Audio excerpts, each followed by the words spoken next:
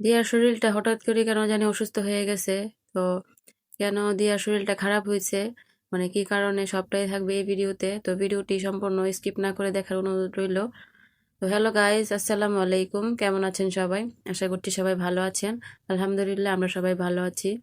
তো আমি সকালে ঘুম থেকে উঠছিলাম আর দিয়ার আপুকে বাজারে পাঠিয়ে দিয়েছিলাম। তো তৌসিফ যেহেতু আমার সাথে উঠছে, তাই দিয়ে তৌসিফকে আগে নাস্তা দিয়ে দিছি। আর দিয়া একটু মানে ঘুমাইছিল, কারণ ওর শরীরটা খুব খারাপ লাগতেছিল, তাই ওরা আর উঠাই নাই। আর এদিকে আমার বাজারও আইসা পড়ছে। তো বুয়ারে আগে রাত্রি বলে দিয়েছিলাম যে সকালে বাজার আসবে, তাই তাড়াতাড়ি আসতে। তো বাজারও আসছে, বউ আইসা পড়ছে। তো বুয়ারে দিয়ে আগে ব্যাগটা খোলাইতেছি। আর এটা ছিল কাতলা মাছ, বড় কাতলা মাছ। আর এখানে দুইটা মুরগি ছিল, আর হচ্ছে এখানে ট্যাংরা মাছ, মানে দেশি ট্যাংরা মাছ আর কি। এগুলো দিয়ে মনে হয় টক রান্না করলে অনেকটা মজা লাগবো। তো ভাবতেছি আজকে টক রান্না করব। আর মানে টক কিন্তু খুবই লোভনীয় খাবার, সবারই সবারই পছন্দ টক। তো এখানে কাঁচা বাজারগুলো আমি গুছাইতে চলে আসছি। এই তো দেখছেন, বা যা ভাবছিলাম তাই আনছে। তো আমার শ্বশুর আজকে মানে বাজারের প্রথম, মানে বছরের প্রথম জলপাই আনছে। তো ওইটা দিয়ে টক আর আর মানে দেশি মাছ দিয়ে টক একদম জমা যাইব। তো যে ভাবা সেই কাজ। তো সেটা আমি নিয়ে নিয়েছি জলপাই। তো আজকে টমেটো দিয়ে, তারপরে মানে দেশি ট্যাংরা মাছ দিয়ে টক রান্না করবো। সেরকম মজা লাগবে, মানে বছরের সিজনের প্রথম ফল দিয়ে টক রান্না করে খাবো, অনেকটা এক্সাইটেড আমি। তো সবাই পছন্দ করে। তো বারান্দায় এসে দেখি যে কাপড় নিতে আসছিলাম, এসে দেখি মানে শীতের ইমেজ একটা মনে হয় শুরু হয়ে গেছে, কারণ এসে দেখি বারান্দার মধ্যে যে অন্য ছাদে এই যে লেপ তোশক শুকাইতেছে। তো শীত আসতেছে আর আমাদের তো প্রস্তুতি এখনো হয় নাই, কারণ আমাদের কাছে কেন জানি গরম লাগে।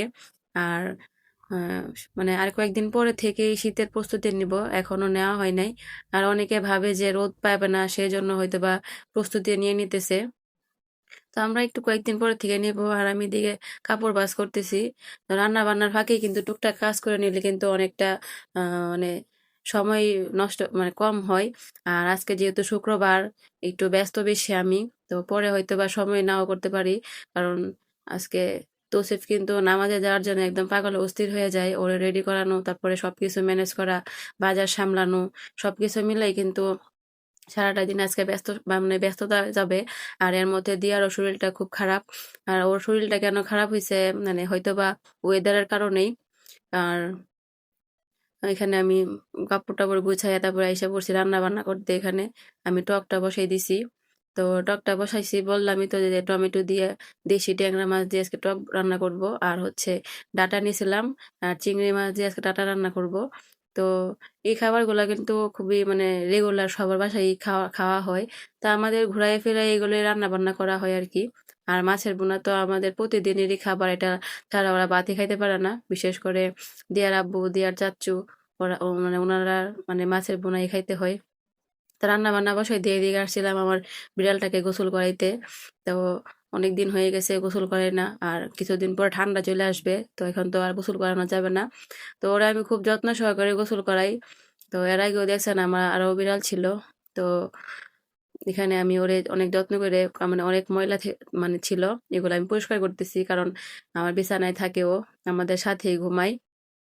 তো ওরা আমি ভালো করে পরিষ্কার করে নিতেছি। আর এখানে কিন্তু আমার সাথে আমার মানে আমার সহকর্মীরা আছে।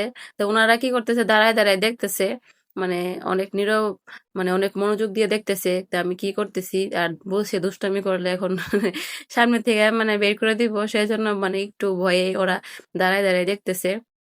আর ওরা দুষ্টামি করলে বিড়ালটা একদম অস্থির হয়ে যায় ওদের সাথে দুষ্টামি করার জন্য। তো আমি এখানে বিড়ালটাকে রোদ্রে দিয়ে আসছি। আর এদিকে আমার রান্না বান্না এগুলো ছিল আজকে, রান্না বান্না মাছের বোনা করছি, টক রান্না করছি, আর ডাটা রান্না করছি। তো এর সাথে কিন্তু আবার শাকও নিয়ে নিয়েছিলাম, ডাটার শাকটা তো আর ফেলানো যাবে না, তাই নিয়ে নিয়েছি। আর এই শাকটা কিন্তু তৌসিফ খুবই পছন্দ করে, তৌসিফ না শুধু ঘরের সবাই পছন্দ করে। তো রান্না বান্না শেষ কমপ্লিট আমার। তো দিয়ে তৌসিফ আর দিউসিফের বাবা রেডি হয়ে গেছে নামাজে যাওয়ার জন্য। তো ওদেরকে আমি বিদায় করে দিতেছি। আর তৌসিফ কিন্তু মাসাল্লাহ শুক্রবার হইলেই পাগল হয়ে যায়। আর এর আগের শুক্রবারে কিন্তু ওরা তৌসিফ যাইতে পারে না নামাজে, কারণ ওর বাবা বাসায় ছিল না। অনেকটাই মন খারাপ ছিল। আজকে অনেকটা খুশি যে নামাজে যাইতে পারতেছে। তো পরে কিন্তু এরকম আগ্রহটা আমার কাছে খুব ভালো লাগে তৌসিফের। সবাই মাশাআল্লাহ বলে দিবেন আমার ছেলেটার জন্য। তো এর মধ্যে কিন্তু আমি দিয়াকে ভাত খাওয়াই ফেলছিলাম, কারণ আমার মেয়ের শরীরটা খারাপ। তো ওরে আমি ভাত খাওয়াইয়া ওষুধ খাওয়াই দিছি। আর এদিকে আমি তৌসিফ নামাজ থেকে আসার পরে ওর ওর জন্য আমি ভাত নিয়ে নিছি। তো আমার ছেলেটা কিন্তু নিজে নিজে ভাত খেতে পারে।